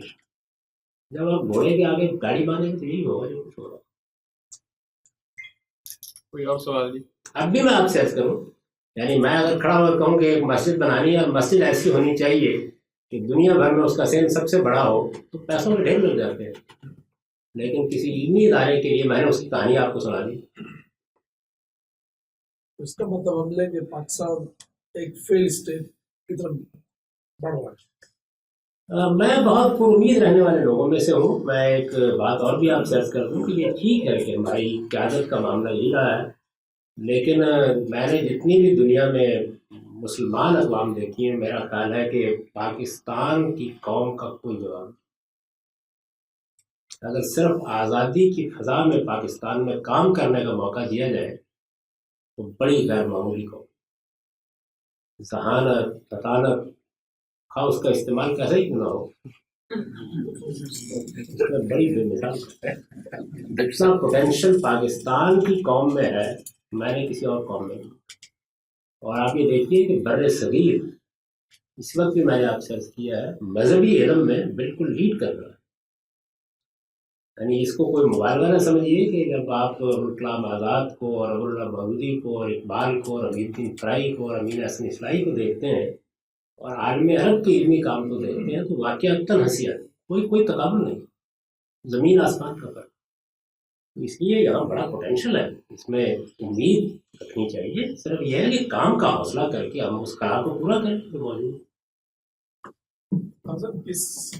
میں نے تو آپ کو میں عرض کروں کہ میں وہاں ملیشیا میں گیا نیا اسلامی یونیورسٹی ہے وہاں پہ، تو وہاں میں نماز پڑھنے کے لیے مسجد میں گیا تو کچھ طلبا وہاں پہ، تو ملے طالب علموں میں سے جتنے لوگ مجھ سے ملے ان میں سے کم و بیش یعنی 10-15 لوگوں کا یہ کہ پاکستانی اتنے اسمارٹ کیسے ہوتے، یعنی وہ شدید متاثر تھے پاکستان۔ چند طالب علم بھی اگر کسی جگہ ہوں گے تو ایسے لگتا ہے لیڈ کر رہے ہوتے ہیں، لیکن وہ تھوڑی دیر میں کچھ اور معاملات میں لیڈ کرنا شروع کر دیں۔ اس لیے میں اپنی قوم سے بالکل مایوس نہیں ہوں، میرے خیال میں اس کی مذہبی لیڈرشپ، اس کے دانشور سب کے سب اس کو سبق ہی بالکل دوسرا پڑھا رہے ہیں، یعنی جو میسج دیا جا رہا ہے وہ میسج میں نے آپ کو بتا دیا کیا ہے، اس میں گھوڑے کے آگے ایسی گاڑی باندھی گئی ہے کہ وہ درتیاں کھا کھا کے الٹ گئی ہیں۔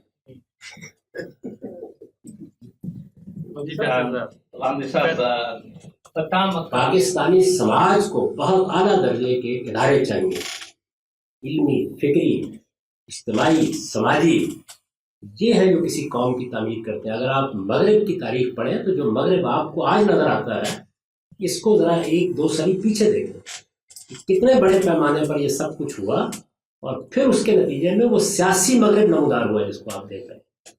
یہ ترتیب کبھی الٹی نہیں جا سکتی۔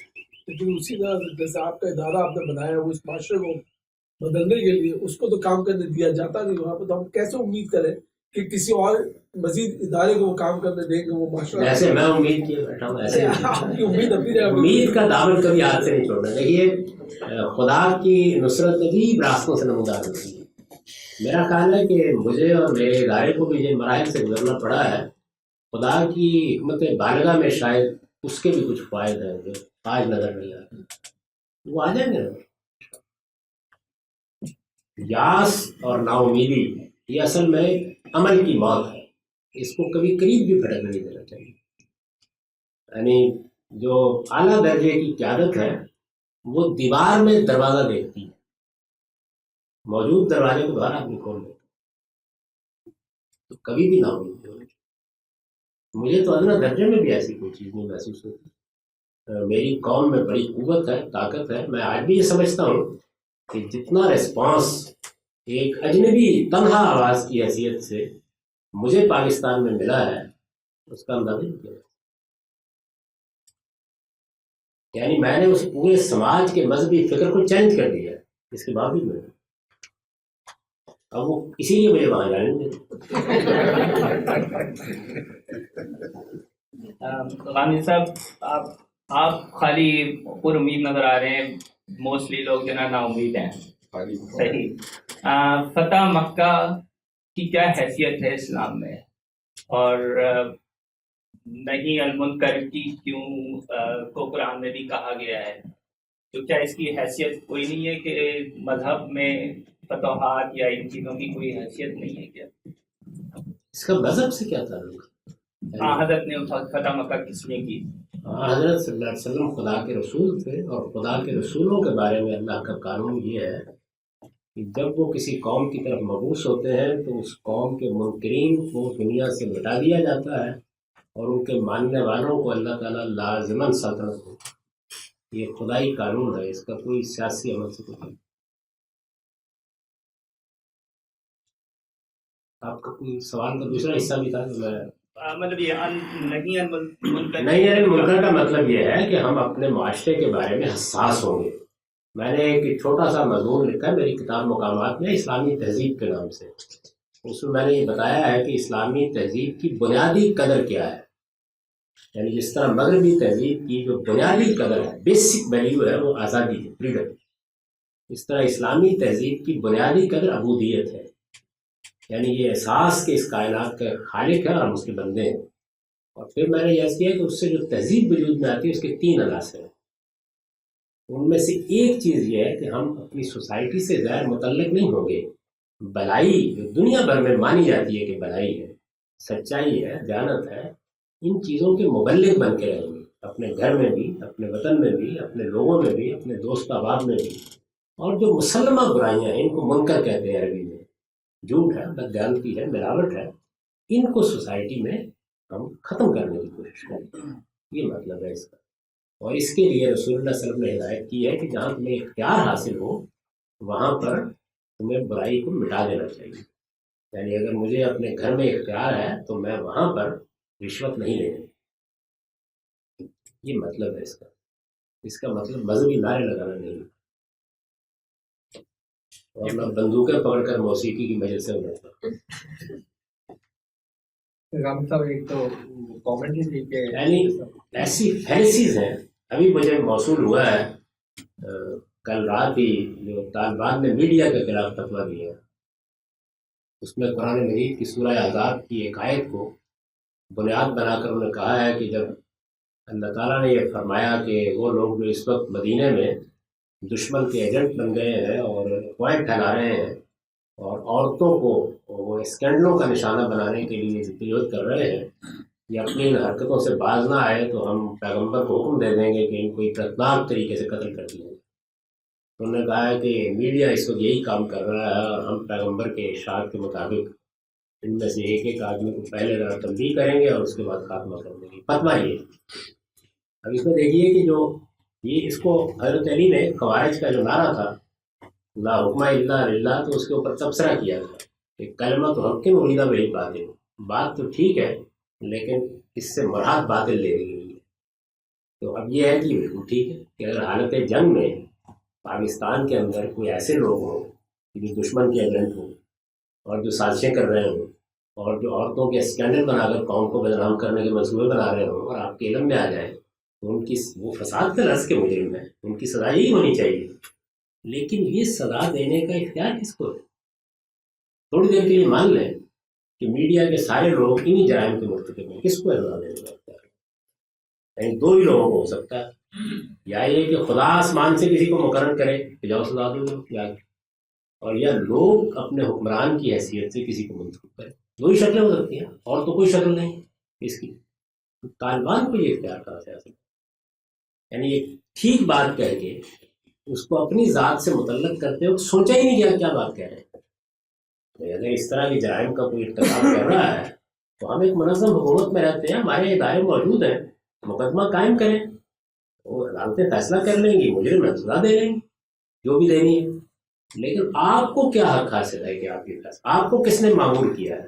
خدا نے کیا ہے تو فرمان معموریت دکھا دیجیے, لوگوں نے منتخب کیا ہے وہی فرما دیجیے. یہ حیثیت آپ کو کیسے حاصل ہوتی ہے؟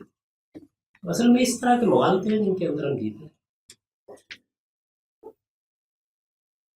جو نا امیدی کی بات ہو رہی تھی اس کے اوپر بھی تھوڑی سی کامنٹ یہ تھی کہ گیلیلیو کے ساتھ پادریوں نے کیا کیا. سالہ سال صدیوں سے جو ہم یہ تو نہیں کہہ رہے تم بچے ہوئے ابھی تک. میں یہ کہہ رہا ہوں کہ جس طرح اس میں دیکھیے کتنا ناپانی فکرہ کہا تھا کہ زمین تو باہر گھوم رہی ہے, اس وقت آپ کہتے ہیں تو میں کہتا ہوں نہیں گھوم رہی, گھومنا بند تو کرے گی نہیں. تو اس دور سے اور ان واقعات سے گزر کے, ریفارمیشن سے گزر کے, رینیسانس سے گزر کے آج ہم ویسٹ کو دیکھتے ہیں کہ وہ کہاں پہنچا ہے. اگر ہم اسے ایک طرح سے ہم یہ کہہ سکتے ہیں کہ انسانیت کی معراج کے قریب ایک دو چیزوں کا نکال کے, جیسے ہم نے پہلے تذکرہ بھی کیا, تو ہم ان سے 1500 سال 2000 سال کے بعد ہم اس سفر پہ شاید یا چند سو سال بعد شروع ہوئے ہیں, تو ہمیں بھی ہو سکتا ہے کہ 200 سال 300 سال لگے اور ہم وہاں پہنچ جائیں انہی چیزوں سے گزرتے ہوئے. وہاں پر بھی خون ریزی ہوئی, ایسا نہیں ہے کہ صرف مسلمان ہی فرقہ واریت کا شکار ہے. تو ایک تو یہ کہ امید کو پھیلانے کے لیے اس کا تھوڑا سا ایکسپلین کر دیں کہ کیا ہے. اور دوسرا سوال یہ تھا کہ ہم مسلمان ہسٹری پڑھتے ہیں, بہت سارے لوگ اپنے جوش خطابت میں یہ بات کرتے ہیں کہ جی مسلمان دنیا کے عروج پر تھے, ہم نے بغداد میں دنیا کی سب سے بڑی لائبریری اور یونیورسٹی بنا دی, پھر کفار نے ہم پہ حملہ کیا اور ہماری لائبریریاں جلا دی.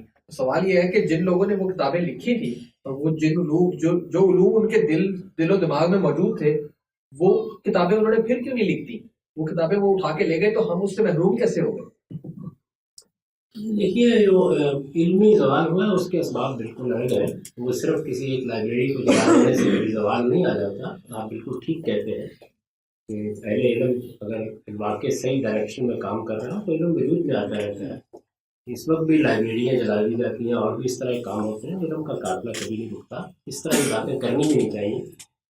اسباب بالکل دوسرے ہیں, یعنی وہ ایک الگ بحث ہے. وہ آپ کرنا چاہیں گے تو میں بھی اپنا جو کچھ بھی مطالعہ ہے اس کی روشنی میں عرض کر دوں گا. لیکن یہ بات ٹھیک ہے آپ کی جو پہلے آپ نے بات فرمائی کہ ایک سفر ہے. اس وقت جو تشویش ہے, میں اس کو نا امیدی نہیں کہتا, جو تشویش ہے وہ یہ ہے کہ کیا مسلمانوں کی لیڈرشپ میں اس کا احساس پیدا ہو گیا اور کیا انہوں نے سمت سفر طے کر کے سفر کی ابتدا کر دی ہے. بس سفر کی ابتدا ہو جائے تو پھر فاصلہ اہمیت نہیں رکھتا یا مدت اہمیت نہیں رکھتی. تشویش یہ ہے کہ یہ نہیں ہو رہا. یہ بنیادی پرابلم میرے نزدیک جو نا امیدی پیدا ہوتی ہے اس کی وجہ یہ ہے. میرا کوشچن ہے طرز حکومت کے بارے میں کہ آج کل دو نظریات ہیں. ایک خلافت جس کے لیے میرا مطلب ہے کہ طالبان یا دوسرے لوگ کہہ رہے ہیں کہ اس کو کسی نہ کسی طرح واپس لایا جا سکتا ہے, اور ایک ڈیموکریٹک پروسیس جو کہ دنیا میں پیرلل چل رہا ہے. بڑے بڑے عالم ڈاکٹر اسرار صاحب, بہت اچھا کام ہے, بہت دل کو لگتی بات ہے, لیکن وہ بھی میرے خیال میں پرسنلی مس گائیڈ ہوئے اور ان کا اینڈ پہ نقطہ نظر یہ تھا کہ جی مطلب خلافت کے لیے انہوں نے کام کرنا شروع کر دیا. تو آپ کے خیال میں خلافت کا احیاء کسی طریقے سے ممکن ہے ماڈرن ٹائم پیریڈ میں, یا ہمیں ڈیموکریٹک پروسیس ہی کو لے کے آگے چلنا ہوگا ایسے اسلامک ورلڈ کے؟ یعنی مجھے تو اگر کہیں اطلاع ملے کہ خلافت کا احیاء ہونے لگا ہے, میرے پاس کوئی پھاوڑا ہو تو میں لے کے روکنے کی کوشش کروں. وہ کیا چیز ہے جس کو دوبارہ حاصل کرنا ہے؟ بنو امیہ کی حکومت, بنو عباس کی حکومت, ترکوں کی حکومت, کیا چیز ہے خلافت؟ تو میں تو بہت معذرت کے ساتھ شائستگی سے بات کرنی چاہیے, لیکن یہ سب نان سینس ہے. یعنی اس سے زیادہ مہذب لفظ اس کے لیے میرے پاس نہیں ہے. دنیا کے اندر جو حکومت ہوتی ہے وہ یا استبدادی ہوگی یا جمہوری ہوگی. استبدادی حکومت کی بہت سی شکلیں ہیں, جیسے بادشاہت عامریت ہے. اسلام نے اپنا فیصلہ سنا دیا ہے کہ امر و مشورہ بینہم, مسلمانوں کا نظم اجتماعی جمہوری ہوگا. قرآن کا فیصلہ ہمیں دنیا نے جو سفر کیا ہے اس کا شکر گزار ہو کے قبول کرنا چاہیے. میں تو ہمیشہ یہ کہتا ہوں کہ مغرب نے دور حاضر میں ہمیں بہت کچھ دیا ہے. جہاز دیے ہیں آپ کو، انٹرنیٹ دیا ہے آپ کو، موبائل دیے ہیں. یہ کبھی سوچیں کہ کیا کچھ دے دیا انہوں نے آپ کو. یعنی میں تو چونکہ دیہاتی تمدن سے تعلق رکھتا ہوں، مجھے معلوم ہے کہ ایک زمانے میں لاہور سے 127 کلومیٹر ہے سائیوال، وہاں مقیم تھا. تو ایسے ہی لگتا تھا، میں نے وہ زمانہ دیکھا ہے، ایسے ہی لگتا تھا کہ لاہور غالباً آسٹریلیا میں ہے. یعنی معمولی سی اطلاع اور خط بھی کن مراحل سے گزر کے پہنچتا تھا. یہ تو میں نے اپنے بچپن میں دیکھا ہے اس طرح، اور دنیا کو کہاں پہنچا دی. یعنی اس وقت یہاں بیٹھے ہوئے اگر ہم اہتمام کرنا چاہیں تو پوری دنیا میں لوگ میری بات سن سکتے ہیں. یہ صورتحال، تو اس کا بھی احسان مند ہونا چاہیے. دیکھنا چاہیے کہ انسانیت کو کسی گروہ نے یا قوم نے کیا کنٹریبیوٹ کیا ہے. منفی رویے کبھی آپ کو آگے نہیں بڑھنے دیتے. اور دوسری جو بہت بڑی چیز دی ہے وہ جمہوریت.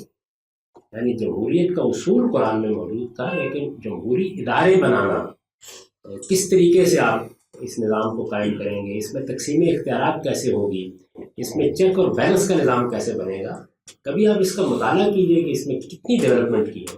حیرت انگیز ہے. یعنی اس کے بڑے تھوڑے سے حصے کبھی ہم دیکھتے ہیں تو سرشار ہو جاتے ہیں. تو اس پہ شکر گزار ہونا چاہیے. جو مغرب نے سب سے بڑی لعنت دی ہے دور حاضر میں وہ نیشن اسٹیٹ. اس پر کسی اور وقت بات کریں. جمہوریت میرے نزدیک تو بالکل ایمانیات کی درجے کی.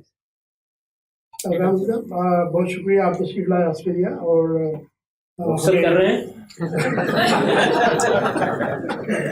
آپ ہمیں سننے کا موقع ملا.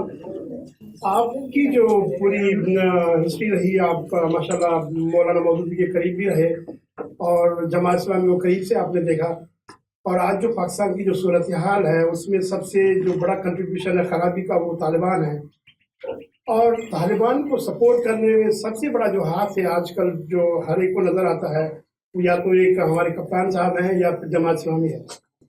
آپ کے خیال میں جماعت اسلامی کہاں پہ جا کے ان کو ذرا سا غلط لائن آف ایکشن ملی اور اس طرح کے لوگوں کی وہ کرتے ہیں جو سپورٹ؟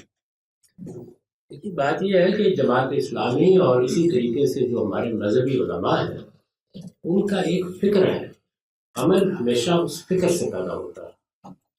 وہ فکر یہ ہے کہ دنیا میں صالحین کے منظم گروہ کو حکومت کا حق ہے. وہی اپنے ملک میں حکومت کرے گا، اور اگر اس کی حکومت کبھی قائم ہو گئی تو اس کو ایک دوسرا حق ہے، بلکہ اس پر لازم ہے کہ وہ غیر مسلموں کی ہر حکومت کو دنیا میں بزور ختم کر دے. یہ فکر ہے جس پر ہمارا اس وقت پورا مذہبی نظام کھڑا ہے. اسی طرح ایک دوسری بات کو یہ کہتے ہیں کہ شرک، کفر اور ارتداد تینوں جرائم قابل دستاندازی پولیس ہے، اور ان تینوں کی سزا اصل میں قتل ہے. اور ہمیں حق ہے کہ ہمارے پاس اگر حکومت ہوگی تو ہم اس سزا کا نفاذ کریں گے. یہ مذہبی فکر ہے جس پر ہمارا پورا مذہبی نظام کھڑا ہے. اس وجہ سے اس فکر کے اندر سے طالبان پیدا ہو گئے. فقہی لحاظ سے کسی کو ان سے اختلاف نہیں. یعنی اگر پوری طرح بیان کیا جائے تو وہ یہ کہیں گے، میں ان کی تعبیر اگر کروں، طالبان کا فکر ٹھیک ہے، ان کا مقصد ٹھیک ہے، وہ جس چیز کو حاصل کرنا چاہتے ہیں وہ بالکل درست ہے، ان کا جذبہ بہت قابل تحسین ہے، ان کی قربانیاں بڑی غیر معمولی ہیں، وہ حقیقت میں ایک بڑے نصب العین کی جدوجہد کر رہے ہیں. بس ذرا طریقہ کار نامناسب ہے. یہ ہے ظالمانہ ہے سر، میں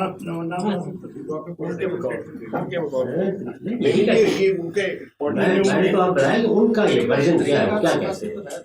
طریقہ کار ذرا نامناسب ہے. اگر طریقہ کار یعنی جائز ناجائز کا لفظ نہیں بولتے، ذرا نامناسب ہے. اگر مناسب کر لیں تو اچھی بات ہے.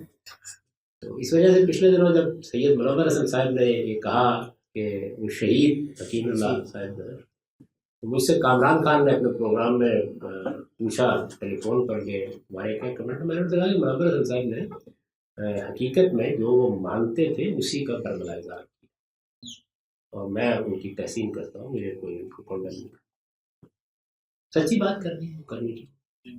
अंदर से तो यही मेरा महसूस हौसला कम होता है बाद लोगों में सच बोलने का, उनमें अल्हम्दुलिल्लाह मोहम्मद रफी साहब भी बड़ा हौसला है सच बोलने का। 2 आदमी ऐसे हैं कि जो लगी लिपटी रखे बगैर कह देते हैं जो कुछ उनका फिक्र है। एक डॉक्टर इसरार अहमद साहब, दूसरे सैयद मोहम्मद रफी साहब। तो आपके अपने क्या आप देखें डॉक्टर इसरार साहब जो थे वो कभी आए बाएं शाये नहीं करते थे। जो उनका मेरे साथ भी उनका प्रोग्राम यूट्यूब पे मौजूद है, जो हमने सियासत के मामला पर गुफ्तगू की है, बिल्कुल साफ उन्होंने कहा है कि हमारी जो रियासत होगी उसमें 2nd ग्रेड सिटीजन होंगे गैर मुस्लिम, बिल्कुल और अच्छे तरीके से।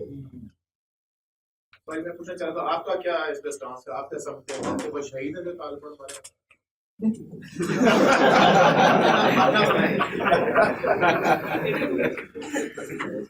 बता ही रहे हो।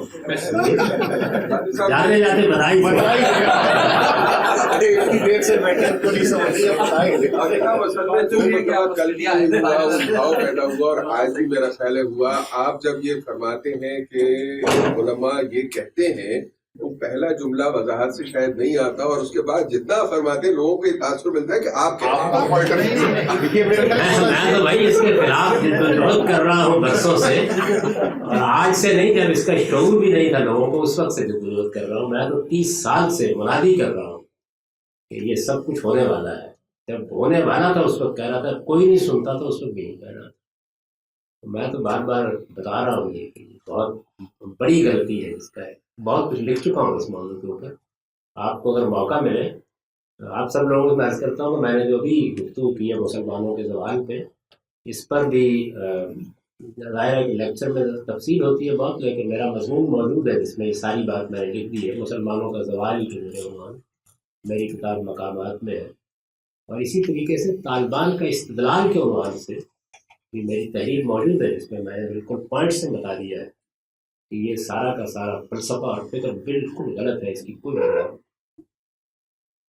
नहीं। मैं तो कोशिश करता हूँ कि दयानतदारी से दूसरों का मौक़िफ़ बयान करूँ, लेकिन लोगों का मामला वही है कि पहला जुमला नहीं सुनते। जुमलों की तादाद शुरू में बढ़ा दें ताकि लोगों को मुहालता ना हो। 2-3 जुमले बोले। वैसे ये मैंने आपको बताया ना कि रोज़ हिलाल में क्या हुआ है, मेरा मजमून मौजूद है इसके ऊपर। जैसे मैंने बताया कि ये चांद की मुसीबत पड़ गई है, कहाँ से पड़ी है। देखिए रसूलुल्लाह सल्लल्लाहु अलैहि वसल्लम ने, कुरान ने ये कहा कि रमज़ान का महीना रोज़ों के लिए ख़ास कर दिया गया है, तो जो शख्स भी रमज़ान का महीना पाए वो पूरे महीने के रोज़े रखे। तो आप जानते हैं ना कि मजहबी जो जहन है इसके अंदर एक ख़ास तरह का तकश्शुफ़ होता है। तो हुजूर ने महसूस किया कि ये अगर बात लोगों ने सुनी जैसे कि कुरान में है, तो ऐसा ना हो कि ये कहें कि जी पूरे महीने के रोज़े रखने, पूरा महीना 30 का होता है। तो आपने लोगों को तवज्जो दिलाई कि अशहरु 29 व 20 कि रोज महीना 29 का भी होता है, यानी तवज्जो दिलाई। और ये कहा कि चुनाचे अगर चांद नजर आ जाए 29 पर तो ईद भी कर लिया करो और वो भी कर लिया करो। ये जुमला था, रावी ने पहला हिस्सा हज़्फ कर दिया, अशहरु 29 व 20। अब जुमला क्या बन गया? चांद देख के रोजा रखो और चांद देख के ईद करो। तो ये चांद देखना यहाँ से निकला है, एक रिवायत के अंदर से एक जुमला जो है आगे छोड़ बस मैंने वो निकाल के बता दिया कि देखिए ये जुमला ये था असल। तो वो आपने जिक्र किया कि दूसरी जगह पे वो पूरी वो जिस वक्त आप दीन को सही जगह से देखें तो फिर उसी के अंदर से सब चीज़ें मिल जाती हैं। वो रिवायत मैंने निकाल के बता दी कि असल बात ये थी, एक शख्स ने वो पूरी बात बयान की और बाकी सब ने पहला जुमला ये निकाल करके पहले जुमले का क्या ताल्लुक है, यानी लोगों ने उसको एक बीमारी जुमला समझा है, तर्क कर दिया, उससे बात ही बदल गई।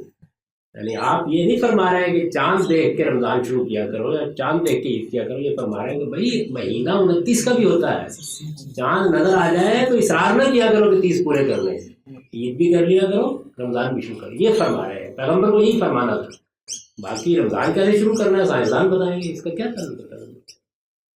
ये आखिरी सवाल है इनकी तरफ से, फिर ब्रेक करते हैं। जी गांधी साहब, आपने कहा कि इस्लाम के मुताबिक जो निज़ाम हुकूमत है वो डेमोक्रेटिक होना चाहिए। हमारी जो 1400 साल की हिस्ट्री है उसमें कितना मसला इसमें मिलता है कि मुझे तो याद पता है, मैं कहीं पूरे इस्लाम की हिस्ट्री में कोई भी डेमोक्रेटिक गवर्नमेंट नज़र नहीं आती है।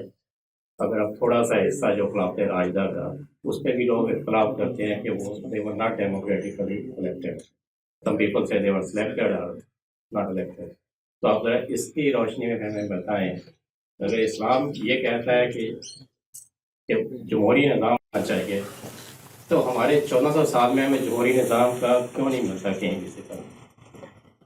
इस सवाल का जो जवाब है इसके लिए कितना वक्त है? आखिरी सवाल आपने, यानी आप जितना वक्त बताएंगे उसके लिहाज से मैं जवाब दूंगा। ये जी अगर आप कहेंगे 1 मिनट है तो 1 मिनट का जवाब दे दो। 4 मिनट है जी।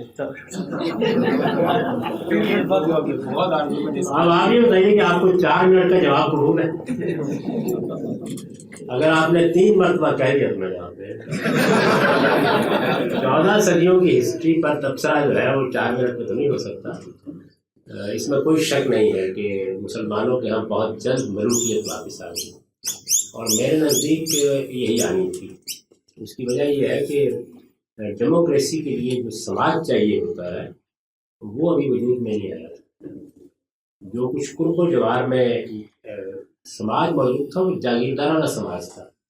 जागीरदाराना समाज अपने अंदर बड़ी ताकत रखता है, उलट देता है हर तब्दीली। उसका अपनी एक साइंस है जिसके तहत वो काम करता है।